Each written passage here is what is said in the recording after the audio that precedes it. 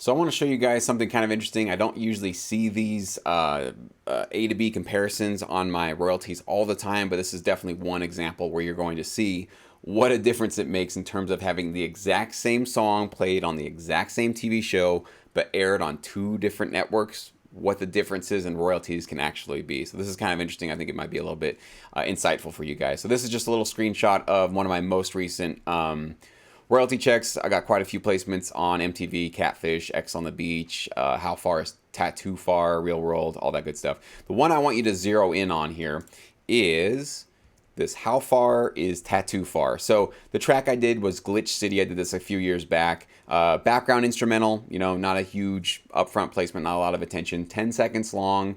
And this one actually earned me for this particular show on MTV. This is actually, of course, if you look at the top here, MTV is showing the network right up here.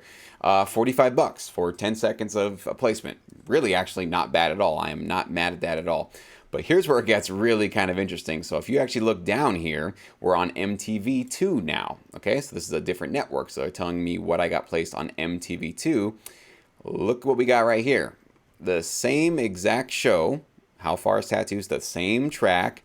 Everything's the same 10 seconds. They obviously just air this exact same show on MTV2. But on this placement, $1.22. Okay, so a huge reduction in royalties right there. So that's just one variable that I wanted to showcase for you guys. What can make a difference in terms of how much do you get paid when you get a placement on TV? Well, the actual network that you get placed makes a huge difference right here. So obviously, this can tell you MTV gets a lot more eyeballs, has higher ratings, has more advertising revenue coming through it than MTV2 does. I think we all kind of intuitively understand that. But this is one of those great examples how not all placements are equal, right? 10 seconds on this network is not the same as 10 seconds on that network, okay? I think some people think that there might be like, you know, minimum payouts or minimum wage sort of rules that apply to royalties.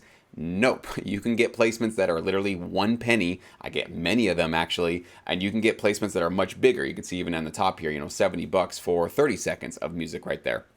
So there is an entire range of royalties that you can look forward to in this business. And this was just a great example of the sort of A-B comparison of what you can really see when you start getting multiple placements. And that's the beautiful thing about this, though. Even though $1.22 is not anything really to get excited about, it is really cool that my one track, Glitch City, can air on multiple, not only multiple TV shows and get multiple placements within each TV show, but obviously on different networks. So even if any of these TV shows eventually gets bought out by another network, which happens from time to time, I will continuously get those royalties from those new networks and those new opportunities and eventually obviously streaming services down the road. Now, of course, streaming services right now are paying next to nothing. They are paying very, very little in terms of their royalty rates. So those will probably increase in the coming years. I do anticipate there's going to be a big bump because basically we're in this sort of in-between world right now where cable is still dominating. There's still many people that are subscribing and paying and watching a lot of advertisements through cable, but more and more people are starting to unplug, disconnect, and go directly to, you know, Hulu, Amazon, Netflix, YouTube even. They're trying to do their own original content as well.